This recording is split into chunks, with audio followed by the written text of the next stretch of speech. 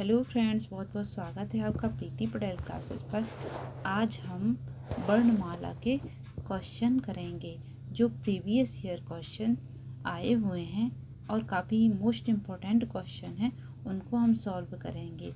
हर एक पेपर जिसमें हिंदी आती है उसमें वर्णमाला से क्वेश्चन ज़रूर बनते हैं, तो वर्णमाला को आप डिटेल से ज़रूर पढ़िए, क्योंकि 1-2 नंबर से भी हमारी रैंक हज़ारों में पीछे चली जाती है। इसलिए आप इसको इग्नोर मत कीजिए क्वेश्चन को, और इसको वर्णमाला को आप डिटेल से पढ़िए। तो देखिए, हमने क्वेश्चन नंबर 39 तक कर लिया था, 38वां हमारा क्वेश्चन था, यहाँ तक कर लिया था हमने 37 क्वेश्चन। 38 नंबर क्वेश्चन से हमको करना है। तो क्या पूछा गया है, किस क्रम में सघोष व्यंजन है। सघोष और अघोष को मैंने आपको नहीं पढ़ाया है।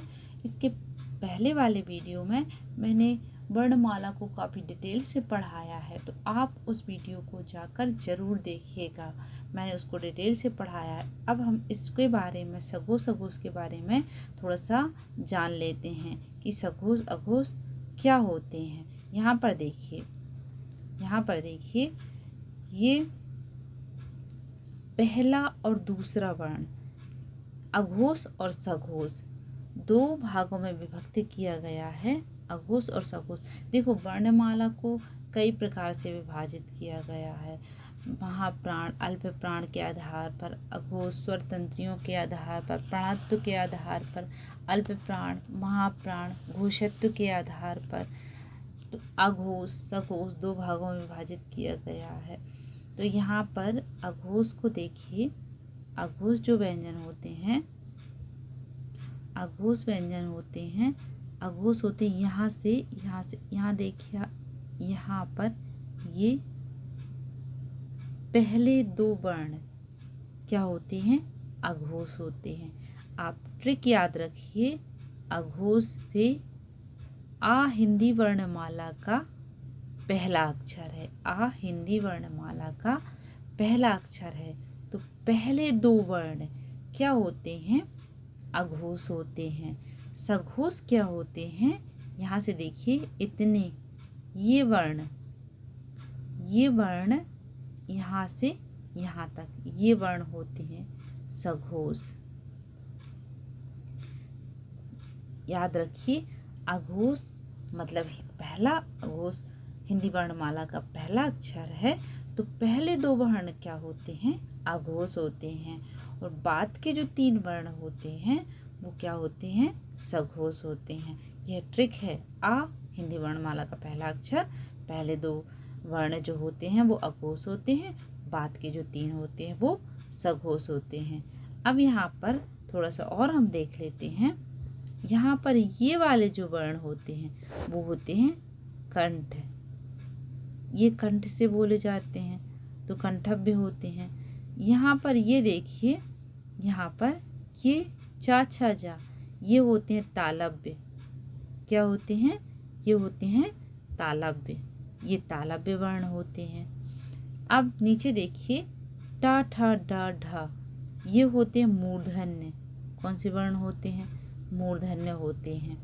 ता था दा, यहाँ पर ये देखिए, ये क्या होते हैं, दंत्य होते हैं। क्या होते हैं, ये दंत्य वर्ण है। ता को बोलिए, जीभ देखिए सीधा दांत के पास टच कर रही है, तो आप इनको बोल बोल कर देखिए, जैसे जहाँ जीभ टच करे वही इनका स्पर्श स्थान है। तो यहाँ पर क ख ग घ, ये कंठ से सबसे ज़्यादा इससे हवा निकल रही है, वायु निकल रही है। च छ ज झ, तो च छ ज झ, जीभ के जो दोनों किनारे हैं, ऊपर वाले हिस्से मतलब तालु को टच कर रहे हैं। टा ठ ड ढ, मूर्धन्य, जीभ का सबसे आगे वाला हिस्सा ऊपर जाके टच हो रहा। टा टा, जीभ कैसे मुड़ रही है, गोलाकार मुड़ रही है, तो यहाँ पर ये मूर्धन्य है। ता था, आप बिल्कुल आराम से इसको पहचान सकते हैं कि ता जीभ कहाँ टच कर रही है, सीधे दांत पर। अगर ये ऑप्शन में आपको आ जाए कि कौन सा वर्ण दंत है, तो ये आप टच कर लीजिए जीभ को, थोड़ा सा बोल के देखिए, ता ता, तो जीभ देखिए कैसा मूवमेंट कर रही है, और उसी के अनुसार आप उसके स्पर्श स्थान को पहचान सकते हैं। अब यहाँ पर देखिए, ये पा फा बा भा, ये क्या होते हैं, ये होते ओष्ठ, ओष्ठ से बोले जाते हैं, ये ओष्ठ होते हैं। ओष्ठ, ओंठ टच हो रहे हैं, पा बोलने पर दोनों ओंठ टच हो रहे हैं, फा बोलने पर बा भा मा, तो ओंठ टच हो रहे हैं। अब यहाँ पर या रा ला वा, ये अंतस्थ कहे जाते हैं। कौन से व्यंजन है, अंतस्थ व्यंजन है। यहाँ पर देखिए सा सा हा, ये ऊष्म व्यंजन है। छा त्रा स्रा, ये संयुक्त व्यंजन है। आप इनको डिटेल से जरूर पढ़िए, ध्यान से जो मैं बता रही हूँ उसको आप समझते चलिए। अब यहाँ पर देखिए, ये दो वर्ण आपको दिख रहे हैं, ये एक्स्ट्रा, ये होते हैं उत्क्षिप्त व्यंजन। क्या होते हैं, उत्क्षिप्त, उत्क्षिप्त व्यंजन होते हैं।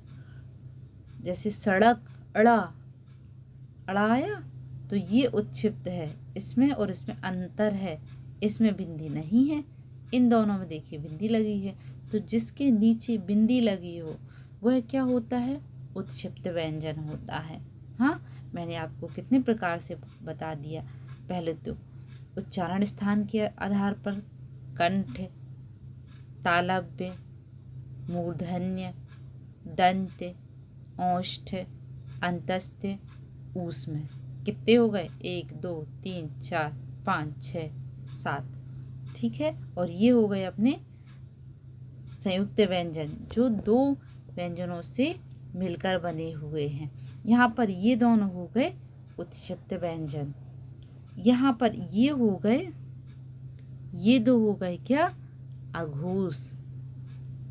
और ये जो 3 है यहाँ से, ये पूरे, ये हो गए सघोष, सघोष, ठीक है।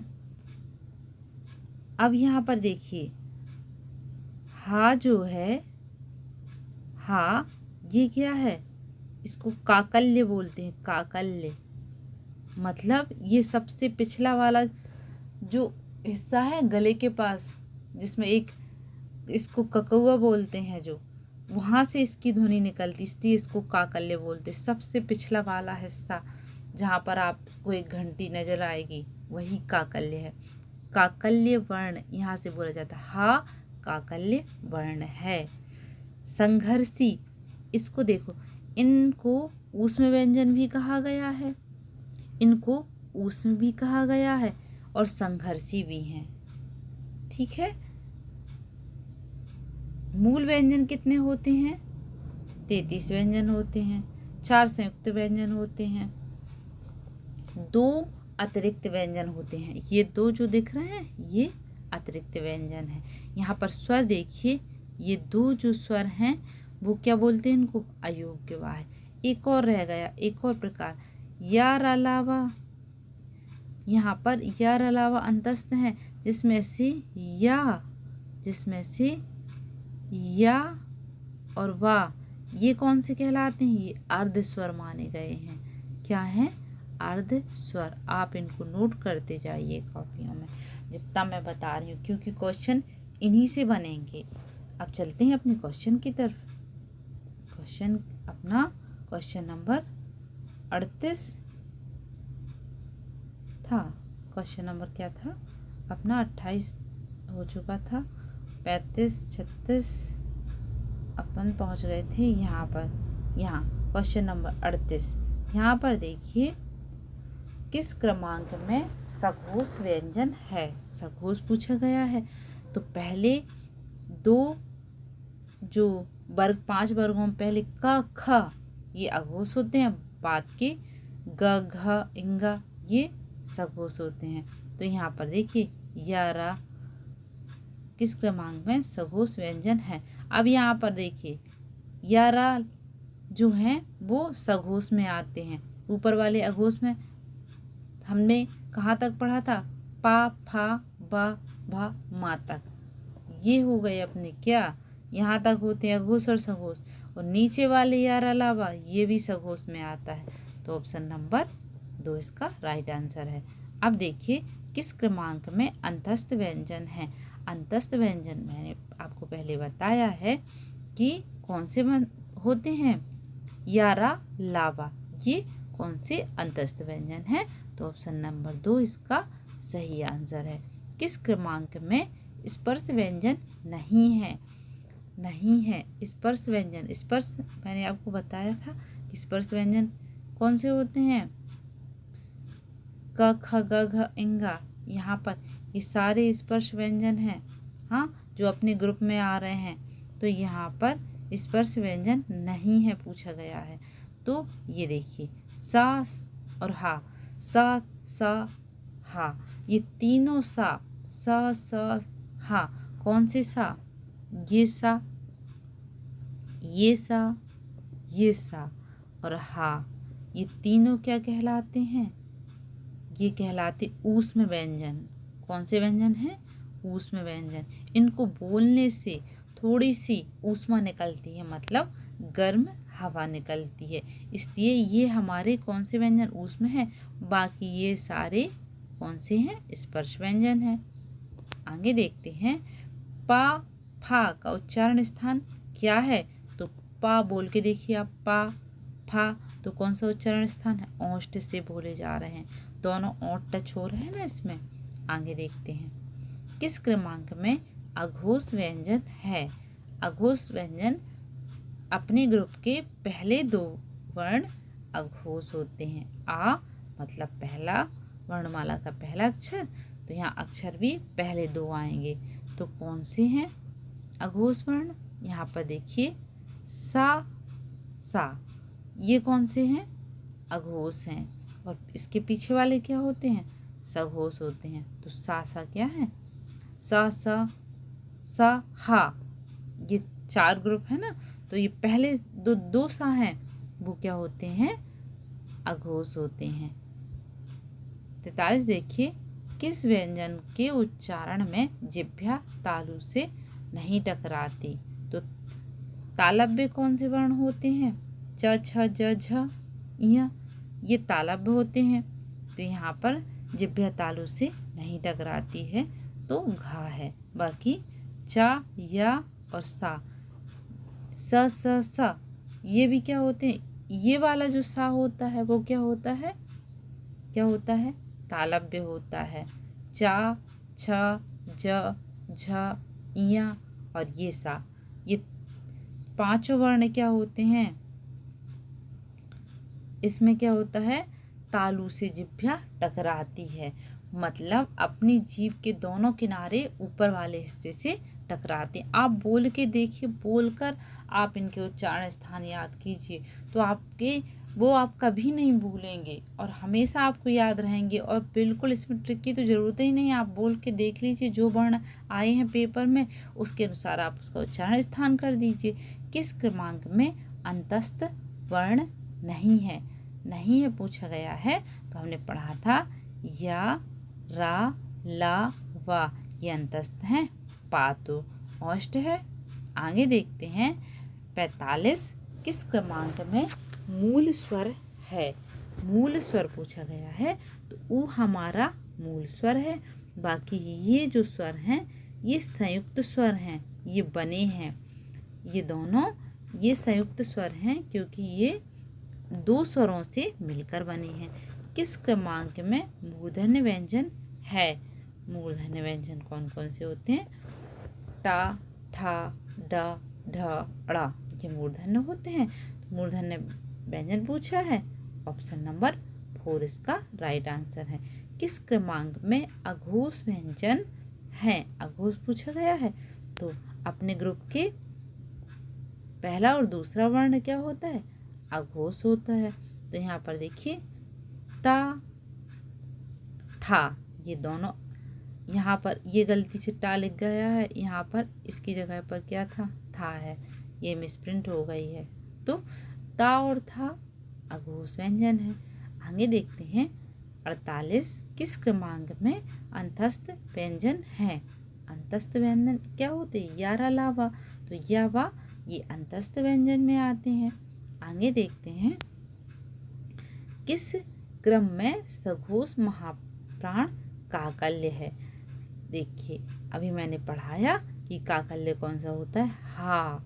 हा जैसे हम बोल रहे हैं तो जीभ कहीं टच नहीं कर रही, सीधा अपने कंठ के सबसे निचले वाले हिस्से से हवा निकल रही है, वायु निकल रही है, तो ये काकल्य हो गया। सघोष है ये, याद रखिए सघोष है, क्योंकि ये लास्ट में आता है ना स हा, तो ये सघोष है।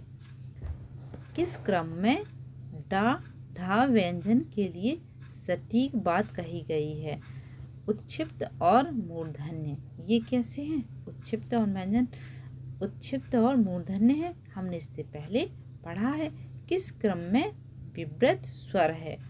विव्रत स्वर पूछा गया है।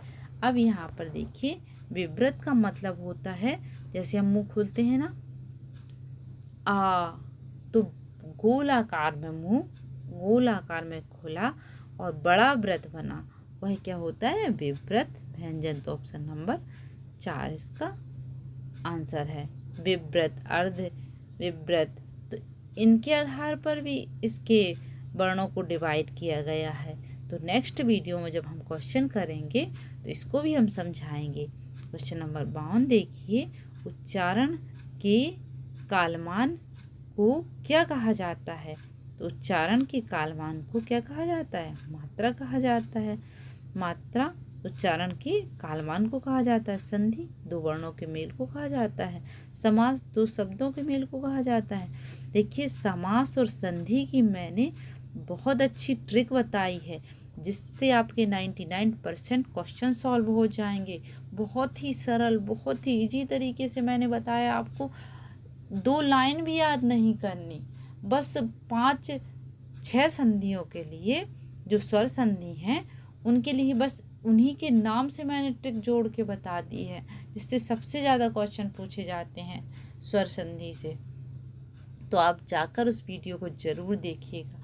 समास की मैंने बहुत बेहतरीन ट्रिक बताई है, उससे भी आपके 99 क्वेश्चन बन जाएंगे, चाहे वो परिभाषाओं से आए या विग्रह से आए। तो इसी चैनल पर वीडियो डला हुआ है, आप उस वीडियो को ज़रूर देखिए। उपसर्ग, प्रत्यय और वर्णमाला के इससे पहले भी मैंने क्वेश्चन करवाए हुए हैं। यहाँ पर देखते हैं आगे, जिस स्वर के उच्चारण में 2 मात्राएं लगती हैं उसे कहते हैं, 2 मात्राएं लगती हैं तो उनको कहते हैं गुरु। ये वाली है ना, ये गुरु और लघु, संस्कृत के दो जो ऐसे, जैसे यहाँ पर ये प्रा में आ की मात्रा लगी तो इसको बोलते हैं गुरु, और यहाँ ये माँ छोटा है तो उसको बोलते हैं लघु। ये लघु है और ये जो बड़ी मात्रा है उसको बोलते हैं गुरु। हो सकता है कभी एग्जाम्पल दे के पूछ ले, तो आपको पता होना चाहिए। तो आ में आ की मात्रा या फिर बड़ी की मात्रा, ये सब गुरु मात्राएं में।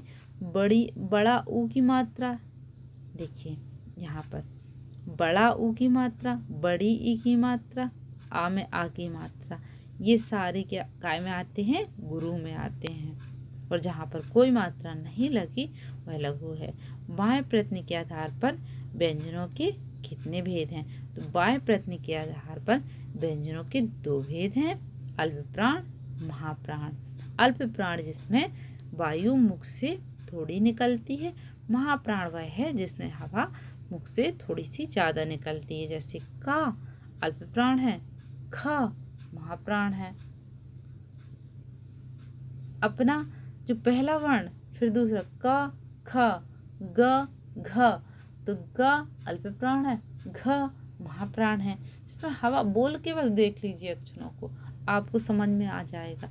आप बोल बोल के इनके सारे उच्चारण स्थान को याद कर सकते हैं। इसके प्रयत्न के आधार पर अल्प प्राण, महाप्राण, सघोष, अघोष। सघोष अघोष में भी स्वर तंत्रियों के आधार पर झनकार निकलती है। इसके आधार पर आगे नेक्स्ट वीडियो में मैं इसको समझाऊंगी, आप अगर कमेंट करेंगे तो। किस क्रम में वो काफ़ी डीपली हो जाएगा, वीडियो काफ़ी बड़ा हो जाता है। किस क्रम में तालव्य व्यंजन है? तालव्य कौन से होते हैं? च, छ, ज, झ, च, छ। देखिए जीभ बहुत ज़्यादा तालू से टच हो रही है बोलने पर। छ, च, दांत से नहीं टच हो रही है, ऊपर तालू से, सबसे ऊपरी वाला हिस्सा छत, छत बोले हम मुंह का। तो च, छ, ज, झ, इया ये तालव्य व्यंजन है। आगे देखते हैं क्वेश्चन नंबर 56। किस क्रम में अघोष व्यंजन नहीं है? तो देखिए अघोष और सघोष हमको पता है। अघोष मतलब पहले दो वर्ण है। आ हिंदी वर्णमाला का पहला अक्षर है, तो अपने ग्रुप के पहले दो वर्ण होते हैं अघोष और पीछे के तीन वर्ण होते हैं सघोष। तो यहाँ पर देखिए या अपना अघोष व्यंजन नहीं है, जबकि का तो पहला ही वर्ण है। क, ख तो ये दो हो गए। ता, था ये दूसरा वर्ण है, ये भी दूसरा वर्ण है, तो ये अपना आंसर हो गया। यार अलावा अंतस्थ व्यंजन है, जिसमें या और वाह क्या होते हैं? या और वाह अर्धस्वर बोले जाते हैं। या वाह अर्धस्वर हैं, आप याद रखिए, इससे भी क्वेश्चन बनते हैं। किस क्रम में ऊष्म व्यंजन नहीं है? ऊष्म व्यंजन नहीं है, तो कौन से क्रम में ऊष्म व्यंजन नहीं है? यहाँ पर देखिए ये दा ऊष्म व्यंजन नहीं। ये मैंने आपको बताया था कि तीनों सा, एक सा ये और ये हा, ये तीनों काय में आते हैं? ऊष्म व्यंजन में आते हैं। आगे देखते हैं किस क्रम में घोष वर्ण नहीं है? घोष, सघोष और अघोष। यहाँ पर देखिए ऑप्शन नंबर 3, ये टा जो वर्ण है वह क्या है? घोष वर्ण नहीं है, अघोष है। यहाँ पर घोष मतलब सघोष। तो टा वर्ण क्या है? पहला टाठा दोनों क्या होंगे? अघोष होंगे। तो सघोष न लिख के घोष लिख दिया है यहाँ पर, आप कंफ्यूज मत होइए। ओम को किस तरह का स्वर कहा जाता है? तो ओम को कहा जाता है प्लुप्त स्वर। ये संस्कृत में सबसे ज़्यादा प्रयोग होता है ऐसे। ये ओम क्या है? प्लुप्त स्वर है। 3 भागों में संस्कृत में बांटा गया है इसको। जिन स्वरों के उच्चारण में मुंह सबसे कम खुलता है उनको कहते हैं संवृत कहते हैं। आगे देखते हैं वर्ण किसे कहते हैं? तो वर्ण क्या है? किसी भाषा की लघुतम सार्थक ध्वनि। देखिए सार्थक ध्वनि है वही क्या है? वर्ण है। सबसे छोटी क्या है? इससे बहुत सारे क्वेश्चन कई परीक्षाओं में यह पूछा गया है कि वर्ण क्या है, किसी भाषा की लघुत्तम सार्थक ध्वनि को क्या कहते हैं, या फिर इससे इसको प्रश्न में रख लेते हैं, इसको ऑप्शन में रख लेते हैं। अब इससे प्रश्न बना लिया तो इसको ऑप्शन में रख लिया। री को क्या कहेंगे? री को क्या कहेंगे? तो री होता है हमारा स्वर, री स्वर में आता है, आप याद रखिए। रू को वर्ण विच्छेद किस क्रमांक में है? तो रू का वर्ण विच्छेद है रा और ऊ। यहाँ पर देखिए हर एक वर्ण में स्वर होता है, हर एक वर्ण में। अगर मात्रा नहीं भी लगी है तो ये देखिए हलंत वाला का प्लस आ मिलकर ये बिना हलंत वाला, मतलब ये आधा का और आ मिलकर ये पूरा का बना है। वैसे अगर इसमें मात्रा लगी है, देखिए जिसकी मात्रा लगी है वह स्वर इसमें अलग होगा, मतलब ये बना है रा और ऊ से ऊ की मात्रा लगी है। आगे देखते हैं जब रा किसी व्यंजन के पीछे आता है तो उस वर्ण में स्थान मिलता है। तो उस वर्ण को क्या स्थान मिलता है? नीचे। हाँ, रा किसी व्यंजन के पीछे आता है तो उस वर्ण में स्थान उसके नीचे उसको मिलता है। जैसे कि प्रकाश, तो यहाँ पर ये लगा ना, प्रति ये लगा ना, ये रा लगा। हाँ, जब रा किसी व्यंजन के पीछे आता है तो उस वर्ण के स्थान कहाँ मिलता है? नीचे मिलता है। निम्नलिखित में से वर्तस्य है, तो वर्तस्य क्या है? सा। सा क्या है? वर्तस्य है। सा मतलब सा जैसे ही हम बोलते हैं तो जीभ कहाँ पर टच होती है? दांत के पास। ये इसलिए इसको वर्तस्य कहा जाता है। रा देखिए, रा को कहा जाता है, ये जो रा है इसको लुठित व्यंजन कहा जाता है।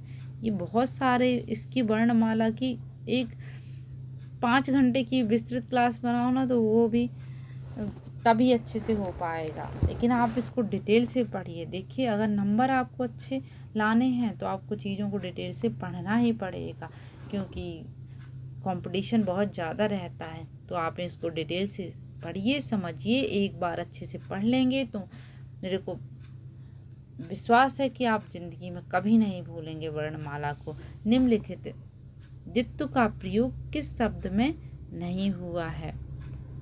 तो यहाँ पर देखिए, द्वित्व मतलब होता है दो। क्या होते हैं? द्वित्व मतलब होता है किस शब्द में नहीं हुआ है। तो यहाँ पर देखिए, ये देखिए यहाँ पर नहीं हुआ है। द्वित्व मतलब दो एक साथ क्या आ जाना? व्यंजनों को आ जाना। यहाँ पर देखिए, आधा चा, फिर चा, फिर आधा था, फिर ता, फिर आधा गा, फिर गा में आकी। तो ये द्वित्व। दी मतलब दो, याद रखिए, दो व्यंजन एक साथ आ जाए। यहाँ पर दो व्यंजन एक साथ नहीं आए तो ऑप्शन नंबर 3 इसका सही आंसर है। किस क्रम में अंतस्थ वर्ण नहीं है? अंतस्थ वर्ण नहीं है तो या रा ला वाह, ये अंतस्थ है। हा का कल्य है, अंतस्थ नहीं है। किस क्रम में स्पर्श संघर्षी व्यंजन है?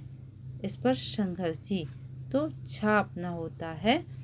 देखिए, चा छ ज झा के वर्ण आते हैं काय में? स्पर्श संघर्षी में आते हैं। च छ घर्षण हो रहा है जीभ का ऊपर वाले तालु से। किस क्रम में पार्श्विक व्यंजन है? ऑप्शन नंबर 3 देखिए, ये ला जो है इसको पार्श्विक कहा गया है। आगे देखिए, किस क्रम में तालव्य व्यंजन नहीं है? तालव्य व्यंजन पूछा गया है। तो यहाँ पर देखिए, च छ ज झ इया। अब ये देखिए, ये क्या भी क्या होता है? ये भी अपना तालव्य व्यंजन में आता है। तो घा यहाँ पर तालव्य व्यंजन नहीं है। किस क्रम में पश्च स्वर है? तो ऊ देखिए, पश्च स्वर है। ऊ क्या होता है? पीछे से उच्चारण होता है, पश्च स्वर। अब ये अग्र स्वर, पश्च स्वर, इसके आधार पर भी इसका भेद किया गया है। इसको नेक्स्ट वीडियो में मैं ज़रूर आपको समझाऊंगी। वर्णमाला का जो अगला वीडियो बनेगा उसमें अग्र स्वर, पश्च स्वर को मैं आपको डिटेल से समझा दूंगी। अपभ्रंश के 8 स्वरों के पश्चात हिंदी में नए स्वरों का विकास हुआ। कौन से नए स्वर आए? ये आए अपने ए और ओ। आगे देखते हैं, उच्चारण स्थान की दृष्टि से इनमें से कौन सा व्यंजन तालव्य है? उच्चारण स्थान की दृष्टि से तालव्य पूछा गया है। तो तालव्य क्या होते? च छ ज झा। तो तीसरा आया ना, जा, ये तालव्य व्यंजन है। 74 देखिए, स्वर तंत्रियों में कंपन के आधार पर हिंदी वर्णमाला में व्यंजन को 2 वर्गों में विभाजित किया गया। स्वर तंत्रियों की कंपन के आधार पर, स्वर तंत्रियों में कंपन होता है तो आघोष और सघोष। इसको हम घोष भी लिख सकते हैं, पर इसको अघोष ही लिखेंगे। पता चले कि घोष आ जाए तो समझ में ना आए कि अघोष बोल रहे हैं या सघोष बोल रहे हैं। ठीक है, स्वर तंत्रियों के आधार पर देखिए, सघोष, अघोष। प्राणवायु के आधार पर अल्प प्राण, महाप्राण, देवनागरी लिपि और मानक वर्णमाला के आधार पर स्पर्श। स्पर्श मैंने आपको बताया, क ख ग घ, च छ ज झ, ट ठ ड ढ, ड़, ता थ द ध, न, पा फा बा भा, मा। ये अपने क्या हो गए? स्पर्श व्यंजन। या रा लावा अंतस्थ व्यंजन, स स सा हा ऊष्म व्यंजन। ये व्यंजन के आधार पर इनको विभाजित किया गया है। तो आपसे पूछा जा सकता है क्वेश्चन कि स्वर तंत्रियों में, यहाँ मंत्रियों लिख गया, ये गलत है, ये तंत्रियाँ हैं। तंत्रियों के कंपन के आधार पर व्यंजनों को कितने भागों में विभाजित किया गया है? तो 2 भागों में विभाजित किया गया है। प्राणवायु के आधार पर व्यंजन को कितने भागों में विभाजित किया है? तब भी आप लिख सकते 2 भागों में विभाजित किया है। देवनागरी लिपि के आधार पर वर्णमाला को कितने भागों में विभाजित किया है? 3 भागों में विभाजित किया गया है। इससे भी क्वेश्चन आपके बन सकते हैं, तो आप इसको ध्यान से पढ़िए। अब यहाँ से वाक्य के क्वेश्चन आ गए, तो नेक्स्ट वीडियो में जो बचे हैं तो उनको हम सॉल्व करेंगे। Thank you. आप मेरे पिछले वीडियो को ज़रूर देखिएगा, काफ़ी सहज और सरल भाषा में मैंने उसमें संधि, समास, उपसर्ग, प्रत्यय, वर्णमाला को समझाया है, तो आप उनको ज़रूर देखिएगा। अगर वीडियो आपको अच्छा लगा हो तो वीडियो को ज़रूर लाइक कीजिएगा।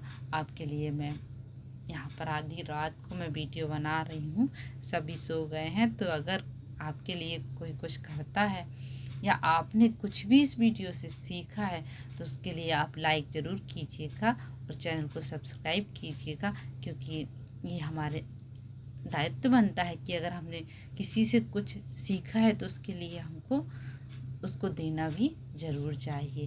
तो बस इतना ही आपको करना है कि वीडियो को आपको लाइक करना है। अगर आपने कुछ भी सीखा है तो आपको अच्छा लगा है, तो नहीं लगा है तो आप डिसलाइक भी कर सकते हैं। Thank you for watching.